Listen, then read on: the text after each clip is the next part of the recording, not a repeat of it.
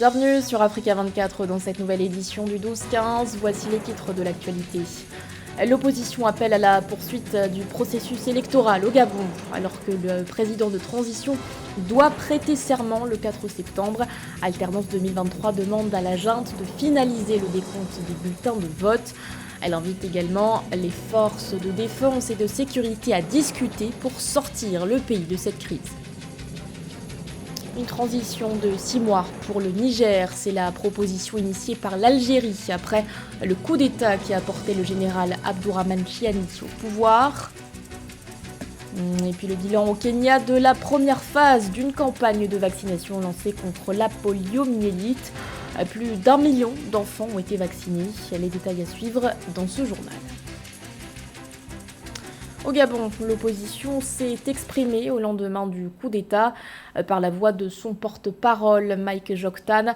La plateforme de l'opposition Alternance 2023 a adressé un message aux militaires.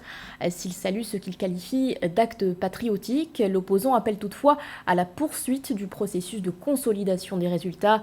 Un appel qui intervient alors que la prestation de serment du président de transition est fixée au 4 septembre. Les précisions de Joël Balou.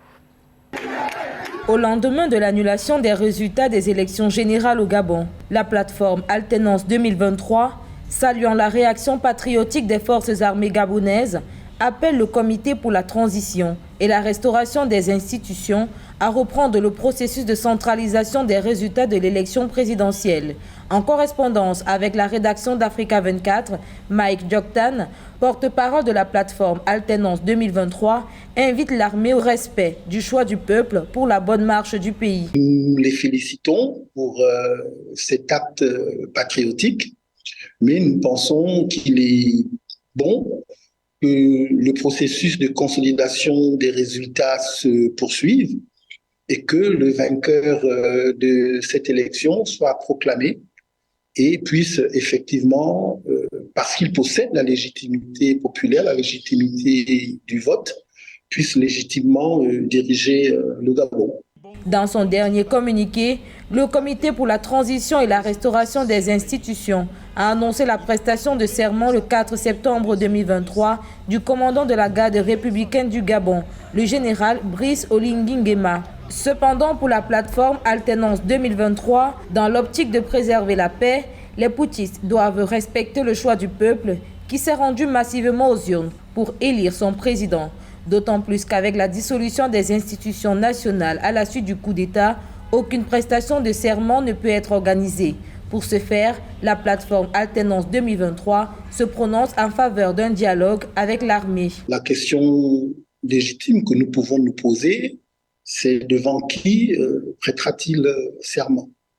Ce qui est clair, c'est que nous avons produit un communiqué dans l'après-midi d'aujourd'hui, dans lequel nous indiquons que nous sommes ouvertes à la discussion, parce que nous pensons que le Gabon est un État de droit, que la démocratie dans notre pays doit être préservée, que nous souhaitons que le Gabon puisse effectivement s'ouvrir vers une ère de vrai développement et que tout doit être fait pour préserver la paix.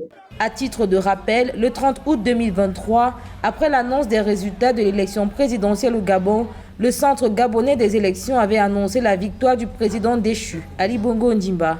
S'ensuit un coup d'État militaire dirigé par le général Brice Oligui Nguema, le nouvel homme fort du Gabon, désigné par le CTRI, président de transition. Et à peine nommé président de transition, Brice Oligui Nguema se met déjà au travail. Le nouvel homme fort a rencontré le patronat ce 31 août au palais présidentiel.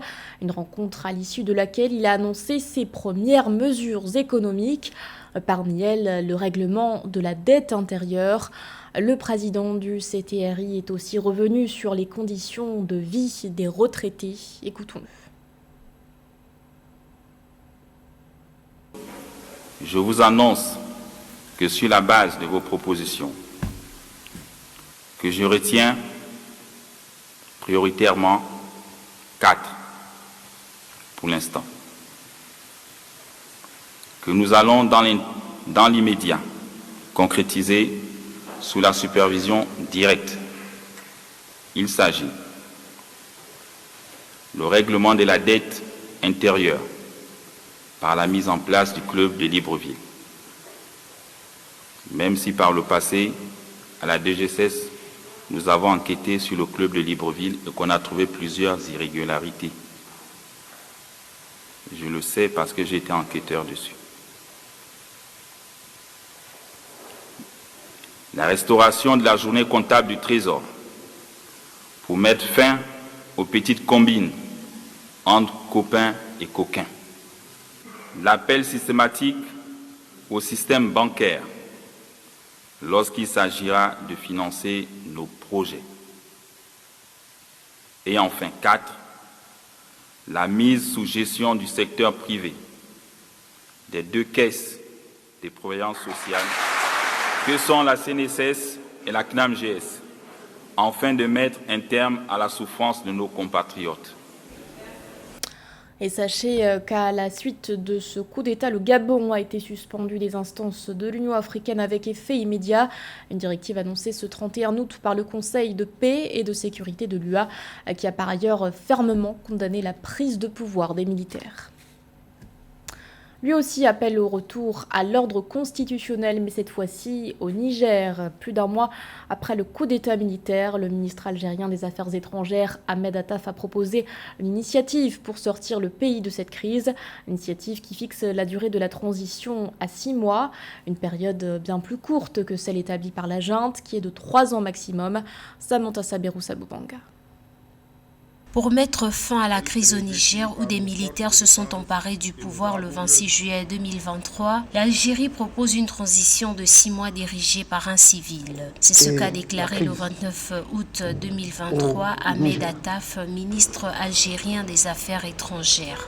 La proposition de l'Algérie consiste à la mise en place d'un gouvernement de transition inclusif dirigé par un civil pour préparer des élections démocratiques et transparentes. L'objectif est de permettre une transition pacifique du pouvoir et de restaurer la stabilité politique au Niger. Mon pays va lancer une initiative qui mettra fin à la crise au Niger dans un délai de 6 mois et assurera le retour à l'ordre constitutionnel. Le président algérien Abdelmadjid Tebboune avait décidé de lancer une initiative qui privilégie le dialogue politique et rejette l'intervention militaire pour résoudre la crise au Niger. L'Algérie, en tant que pays voisin et acteur clé de la région, cherche à jouer un rôle de médiateur dans cette crise. Le gouvernement algérien estime que le dialogue et la concertation entre toutes les parties prenantes sont essentiels pour trouver une solution durable à la crise politique au Niger. Dans le cadre de son initiative, l'Algérie cherchera à organiser une conférence des Nations Unies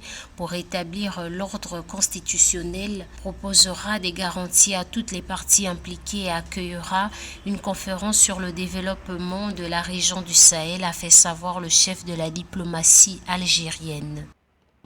Il y a un souci commun qui nous anime d'éviter à la région, d'éviter à nos pays un surcroît de risques, un surcroît de périls. L'Algérie, tout comme le Bénin, sont solidement attachés à la priorité à donner au développement économique et social. Pour l'Algérie, un conflit avec un pays frontalier avec lequel il partage plus de 1000 km de frontières aurait une incidence très négative sur l'ensemble de la sous-région nord et ouest africaine. La proposition de l'Algérie vise donc à créer un environnement propice à la résolution de ces problèmes et à la construction d'un avenir plus stable et prospère pour le Niger. Le Conseil national pour la sauvegarde de la patrie, CNSP, n'a pas encore réagi à cette proposition de sortie de crise algérienne. Et notons que la junte a suspendu ce 31 août les activités des ONG et organisations internationales dans les zones d'opération militaire. Le motif invoqué par le ministère de l'Intérieur, la situation sécuritaire du moment et l'engagement opérationnel actuel des forces armées nigériennes. Dans l'actualité également, la Russie manifeste son soutien à la junte malienne devant le Conseil de sécurité de l'ONU. Le pays a fait usage de son droit de veto ce 30 août. La Russie a en effet bloqué une résolution qui prévoyait de prolonger d'1 an un régime de sanctions mis en place en 2017. Des sanctions appliquées à des individus accusés de mettre en danger l'accord de paix de 2015. La résolution prévoyait aussi de prolonger le mandat d'experts en charge de leur surveillance. Dans les détails, le texte rédigé par la France et les Émirats arabes unis a recueilli 13 voix pour et une abstention. Au Kenya, les autorités sanitaires ont achevé au mois d'août la première phase d'une campagne de vaccination contre la poliomyélite. Bilan, plus d'1 million d'enfants ont été vaccinés après 5 jours de campagne. Elle ciblait notamment les comtés de Nairobi et de Garissa. Nana Kamsukom. 5 jours pour vacciner contre la poliomyélite tous les enfants de moins de 5 ans des comtés de Garissa, Nairobi, Kiambu et Kajiado. Tel était l'objectif des autorités sanitaires kenyanes lors de la campagne de vaccination contre la polio organisée du 24 au 28 août 2023. La campagne a mis un accent particulier sur le comté de Nairobi, car considéré comme étant le plus exposé au risque de polio depuis sa découverte en mars 2023 du poliovirus dans des échantillons environnementaux prélevés à Etliet en mars.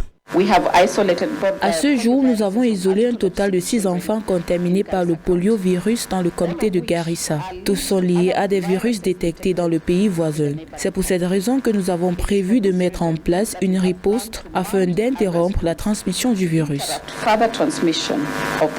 Le gouverneur de Garissa, Natif Jama, a exhorté les parents à faire vacciner leurs enfants, soulignant que la polio est une maladie virale très contagieuse qui touche principalement les enfants. L'OMS, partenaire de cette campagne, appelle à une campagne massive pour rassurer les parents sur la sécurité du vaccin.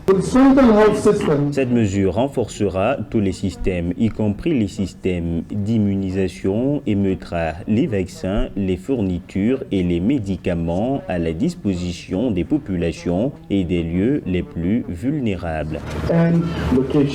Cette campagne fait suite à une épidémie de polio détectée chez les enfants dans les camps de réfugiés de Diabab à la fin du mois de juin 2023. Elle est le fruit d'une collaboration entre le gouvernement du Kenya, l'Organisation mondiale de la santé, l'UNICEF et la Croix-Rouge. Les 2e et 3e cycles de la campagne se dérouleront en septembre et octobre 2023 et cibleront plus de 5,6 millions d'enfants dans les 4 comtés et 6 d'autres, dont Lamu, Tana River, Waji, Mandera, Kitwe et Machakos.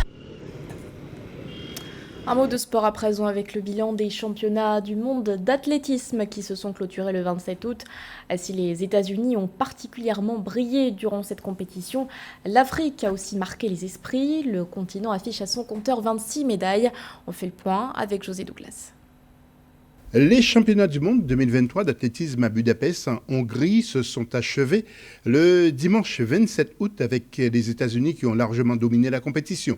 Les athlètes du continent africain ont confirmé dans certaines disciplines qu'ils restent les meilleurs, comme l'Ougandais Victor Kiplanga, champion du monde de marathon, et Joshua Cheptegei qui décroche son 3e titre consécutif sur le 10 000 mètres. Le Marocain Sofiane El Bakali a donné une médaille d'or à son pays sur le 3000 mètres steeple, et sans oublier le Botswana avec Letsal Tebogo, devenu vice-champion du monde du 100 mètres.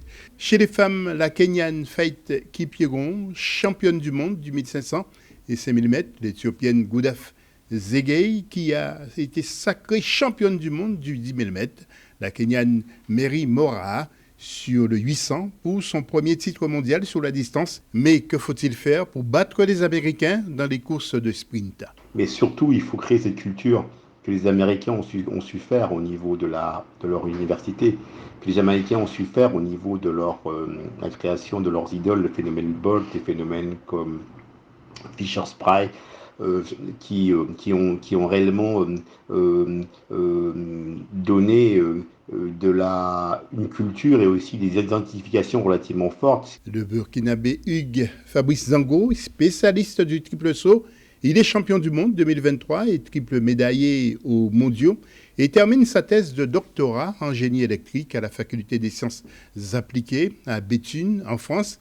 Mais en Afrique, il faut continuer à former les cadres.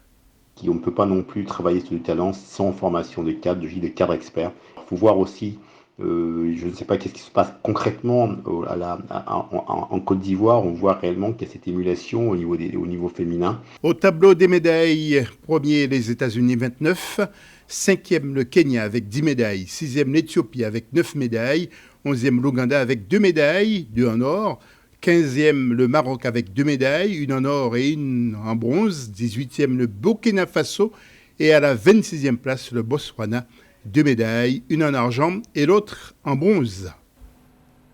C'était le journal de la rédaction. Merci de votre fidélité. L'actualité continue sur Africa 24.